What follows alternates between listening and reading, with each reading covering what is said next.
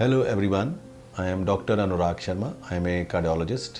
मेरे पास काफ़ी पेशेंट्स आते हैं जो हार्ट के ही मेनली आते हैं, लेकिन काफ़ी पेशेंट्स हैं जो कि हाई कोलेस्ट्रॉल की रिपोर्ट को लेके आते हैं, जो कि बड़े ही परेशान होते हैं कि डॉक्टर साहब मेरा कोलेस्ट्रॉल है जो वो 200 हो गया, 250 हो गया और ट्राइग्लिसराइड भी हो गया। सो इसके बारे में काफ़ी सारी मिसअंडरस्टैंडिंग्स है लोगों को। लोग अपने आप ही मेडिसिन भी शुरू कर देते हैं, क्योंकि कई बार हमारे जो है यहाँ पे कंट्रोल कम है और केमिस्ट से अपने आप ही दवाई लेके शुरू कर देते हैं, और कई बार वो खाते ही रहते हैं और उनको दवाइयों के ही साइड इफ़ेक्ट्स हो जाते हैं।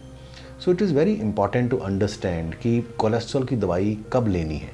ये वीडियो मैं एक्चुअली बना इसलिए रहा हूँ बिकॉज जब मैं साइड इफ़ेक्ट्स देखता हूँ तो बड़ा दुख होता है कि आई थिंक काफ़ी डॉक्टर्स अवेलेबल हैं और उनको आप सलाह ले सकते हो।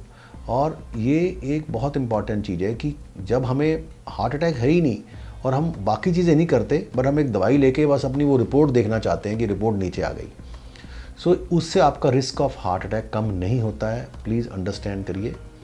सो हमें हाई कोलेस्ट्रॉल को कैसे अप्रोच करना है, तो I think I will try to make it very simple for all of you.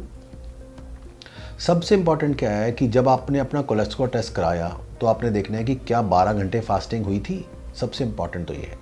दूसरा, जब आपने लैब से टेस्ट कराते हैं तो कोई अच्छी लैब से ही टेस्ट कराएं, बिकॉज बहुत सारी रिपोर्ट्स कई बार गलत होती हैं। ये काफ़ी पेशेंट भी मेरे से सहमत होंगे जो ये कराते रहते हैं।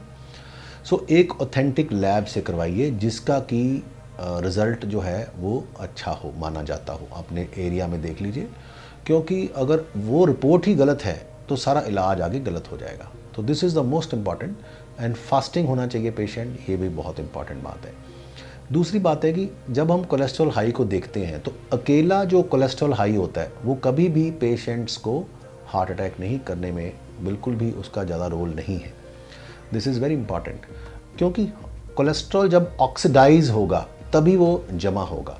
तो हमें उस कोलेस्ट्रॉल को अगर ब्लड में ऐसा एनवायरनमेंट दिया जा रहा है कि वो ऑक्सीडाइज होकर चिपक जाए अपनी आर्टरीज में, तो ही प्लाक ग्रो होंगे। बहुत सारे पेशेंट आते हैं 75 ईयर्स, 80 ईयर्स, हाई कोलेस्ट्रॉल, लेकिन उनकी एंजियोग्राफी नॉर्मल होती है और उनका कोलेस्ट्रॉल चल रहा होता है high for the many years. तो इसके पीछे क्या कारण है?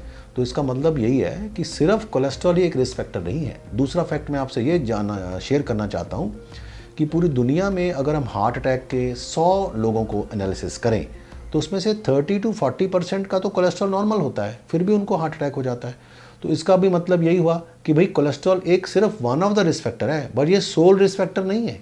ये एक बहुत इंपॉर्टेंट चीज़ है अंडरस्टैंड करने के लिए जब लोग ऐसे ही दवाइयाँ खा लेते हैं।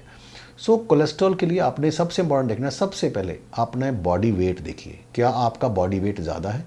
सेकेंडली, डाइटरी हैबिट्स देखिए आपकी कैसी है।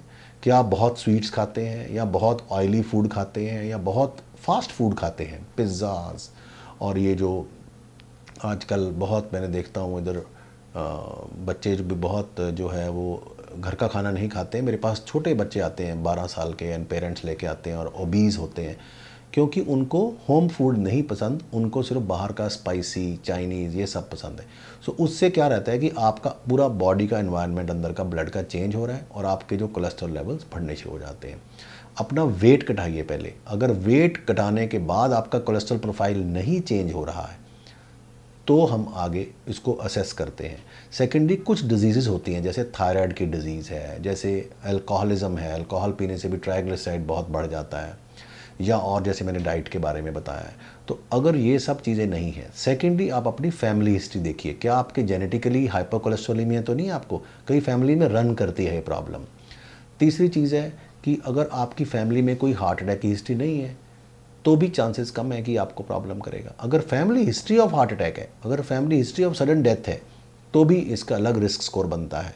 देन आपकी स्मोकिंग की हिस्ट्री तो नहीं है, आपको डायबिटीज़ तो नहीं है, आपको किडनी की प्रॉब्लम तो नहीं है, आपको ब्लड प्रेशर तो नहीं है। सो it is a global risk estimation which will decide कि आपको दवाई लेनी है कि बिना दवाई के लाइफस्टाइल के भी चेंज में आपका कोलेस्ट्रॉल कम हो सकता है। हमेशा जो प्राइमरी प्रिवेंशन बोलते हैं कि जिसमें आपको अभी बीमारी हुई नहीं है उसको बोलते हैं primary prevention of coronary artery disease. अगर उस के दौरान हमने चाहते हैं कि आपका कोलेस्ट्रॉल कम हो जाए तो उसके अंदर लाइफस्टाइल का बहुत ज़्यादा रोल है, डाइट का रोल है, एक्सरसाइज का रोल है और increase in the fibre diet and other things है।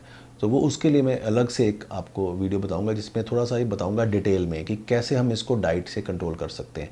सो अप्रोच यही है। दूसरा है कि उसके बाद हम एक रिस्क स्कोर कैलकुलेट करते हैं, वो सबसे बेस्ट रिस्क स्कोर है। बहुत सारे रिस्क स्कोर अवेलेबल हैं डॉक्टर्स के लिए भी।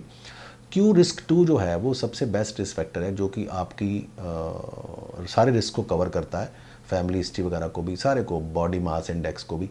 तो उसके हिसाब से अगर डिस्पाइट आपका जो है सब कुछ आपने कर लिया और फिर भी आपका कोलेस्ट्रॉल एक लिमिट को क्रॉस कर रहा है, तो ही आपको दवाई लेनी चाहिए। बिकॉज जो स्टैटिन्स होते हैं वो मसल के अंदर भी वीकनेस ला देते हैं और कई बार न्यू ऑनसेट ऑफ डायबिटीज़ भी कर देते हैं। 4% रिस्क होता है। सो वो हमें सोच के ही समझ के ही कोई दवाई खानी चाहिए कि मैं दवाई क्यों खाऊं, क्योंकि एवरी दवाई जो होती है वो आपके बॉडी के मेटाबॉलिज्म के साथ इंटरफेयर कर रही है। सो क्यों ना हम अपना मेटाबॉलिज्म वैसे ही ठीक करने की कोशिश करें। So this is the most important thing, prevention of high cholesterol. And एक और भी बात होती है कि डाइट का जो रोल है वो सिर्फ 10 या 20% मैक्सिमम है कोलेस्ट्रॉल करने में। कोलेस्ट्रॉल का जब मैक्सिमम प्रॉब्लम होता है वो लीवर के अंदर आपके एंजाइम डेफिशिएंसी होती है। सो अगर हम बाकी रिस्क फैक्टर्स को कंट्रोल कर लें तो थोड़ा बहुत आपका कोलेस्ट्रॉल कंट्रोल हो सकता है। पर अगर आपका जेनेटिक रिस्क फैक्टर है, family history of heart attack है, हार्ट डेथ है, then sometime we have to start the medicine. So a specialist can decide for you better whether you need to take drugs for the high cholesterol or not. So please अपने आप दवाई मत लें, risk factors को proper estimate करें और एक proper doctor के पास जाएं जो आपको प्रॉपरली गाइड करे। बिकॉज ये जो ड्रग्स ऑफ कोलेस्ट्रॉल होते हैं वो कोई 3 महीने खाने से आपका रिस्क कम नहीं होता है, वो फिर लाइफ लॉन्ग की एक कमिटमेंट होती है, commitment of drugs, commitment of lifestyle change. Thank you so much.